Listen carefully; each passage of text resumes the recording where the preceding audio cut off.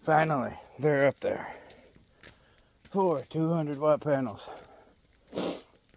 And because I have two 40-amp charge controllers from Rich Solar, one came with the kit, one I had already purchased previously, I'm going to split these up. They're 200-watt panels, so I'm going to put 2 per battery, which means each battery is going to have its own 400-watt solar panel kit. Now I don't have to worry about the fact that they won't stay level in state of charge while connected parallel. I mean, they were 35% different this morning. I don't like that. So I'm going to separate them. One's going to run the 12-volt system, fridge, excuse me, fridge, lights, TV, etc.